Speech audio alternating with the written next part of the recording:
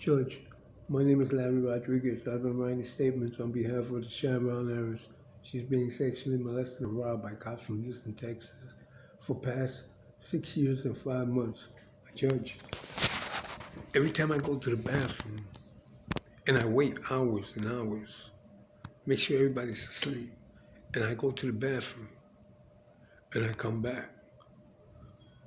Right after I come back, 3 or 4 people on the wing that I live on come out of their rooms and walk in the direction, the same path that I walked, through the adjoining door to the next wing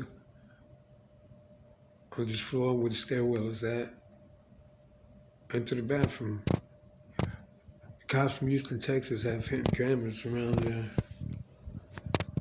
and they're telling these people to position themselves a certain way in relation to from their observance of me coming back from the bathroom. They tell them to stand a certain way so they can get a Photoshop picture. They took a picture of me while I was in the hallway alone, and they'll get their accomplice to come in the hallway and take a picture of them. Then they'll put the two pictures together and say that I was in the hallway with them at the time. Them pictures were taken, and they're lying. Judge, they always lie. Judge, I think that the cops from Houston, Texas, see, right after they walking through the hallway, I'm back, walking through the same path that I took. They go downstairs, and I think that they're going to the criminal court in Manhattan, New York, and they're filing their complaints there because they stopped filing them in the precinct because the precinct must not be paying them no mind, I believe. And it's a good thing because I'm not doing nothing. I'm just worried about the Chevron heiress. And I'm worried about the woman that pretended to be her for the last 6 years and 5 months. They all spend time around me, walking past me, driving past me, trying to masquerade as the Chevron heiress, but I believe this woman actually think that the Chevron heiress. Judge, I'm not committing no crimes, and I think they got these people going down to the court and filing their complaints down there. Why are these cops stalking me? I speculate and I allege they have a fatal attraction. There's a young homosexual cop that keeps coming around me. And I don't know if he wants me to assault them because they're like that. They like to get beat up. They take that as a form of compassion. I'm not going to try to touch them. I don't even yell at them no more because they like that. I just try to ignore them. And I'm going to have to try to take a picture of them.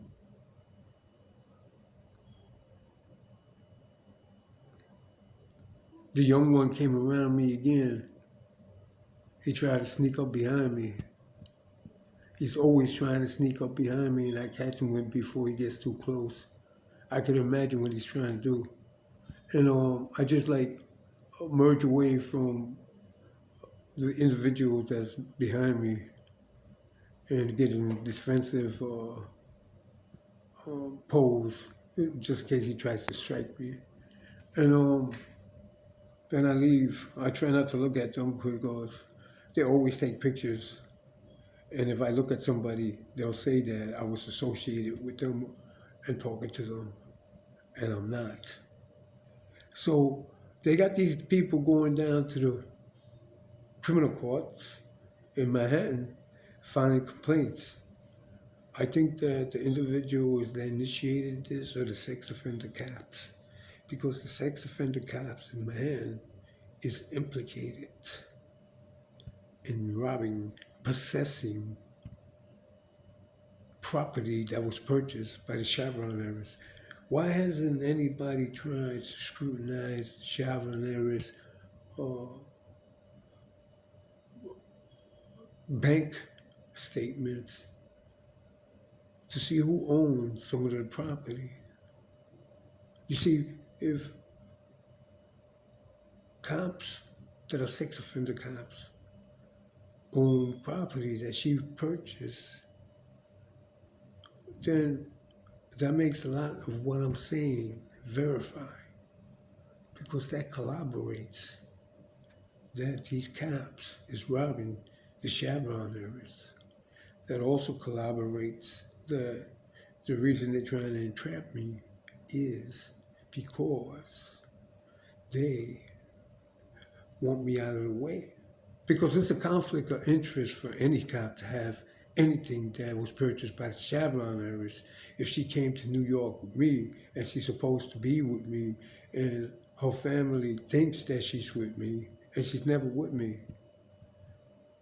The cops from Houston, Texas tell her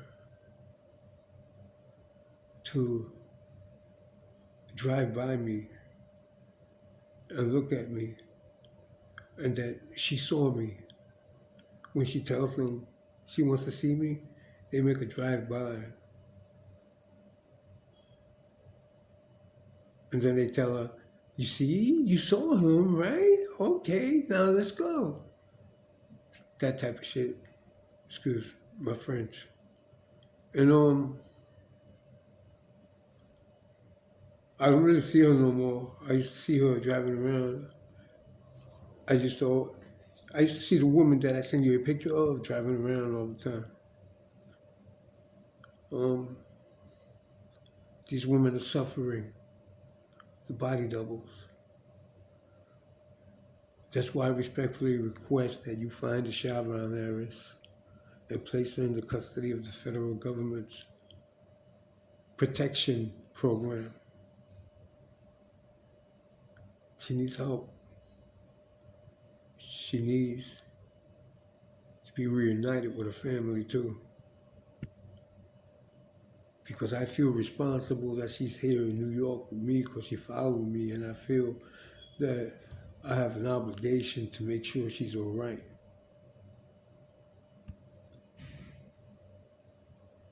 Judge, I'm not committing crimes.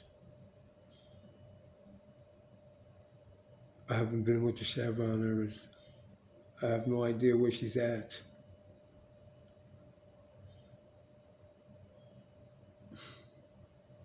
I'm tired of being stalked by these cops.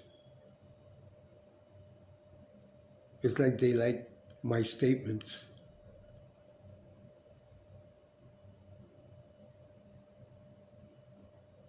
I don't like them. I'm tired. I'm doing this because I'm fighting for my freedom. They're doing this because they're malicious, destructive individuals.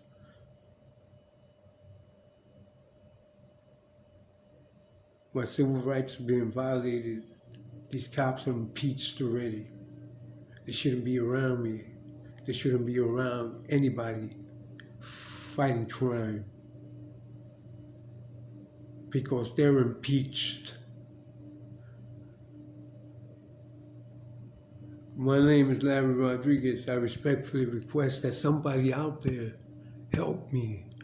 There's cops trying to entrap me and I'm not committing crime. There's a woman being sexually molested and robbed day and night. I just like 50 body doubles. It seems like everybody has a body double of the Chevron heirs. My name is Larry Rodriguez. I respectfully request that DNA tests be taken of any female entity that is claiming to be the Chevron heirs.